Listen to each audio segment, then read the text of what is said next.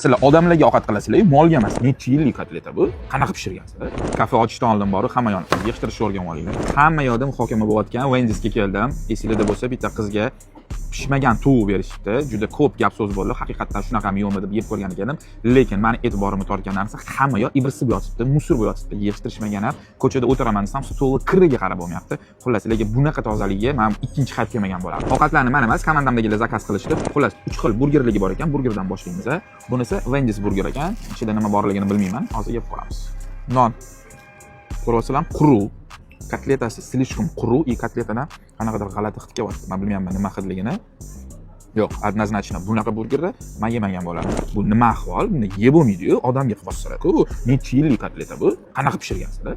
Konkretni eski mana qaranglar, mana qaranglar. Ko'rasizlar, bu tovuqmi?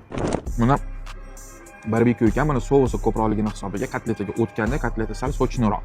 Bunisiga bir 10 balli sistemadan bir 5 qo'ygan bo'lardim, lekin to'g'riligini umuman yeb bo'lmaydi. Sizlar odamlarga ovqat qilasizlar, molga emas. Men nima ahvol? Men tushunmayapman. Men buni ko'rasizlar, mavash ichidagini grillgacha shunday yog' bo'ladi, uni tozalash kerak yaxshilab. Shunda yog' hidi kelib yotibdi-da, причем mana prarabotanный yog' hidi.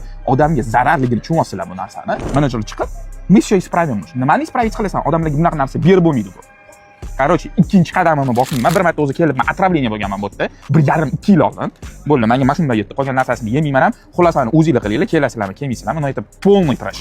274 mingga Wendysga kelib, hayotinglarni xavf ostiga qo'ymoqchi bo'lsanglar, bemalol kelaveringlar. Men ikkinchi qadam bosmayman bu yoqqa. Mol ham bunaqa narsa yemaydi. Men sizlarga seriyozini aytyapman.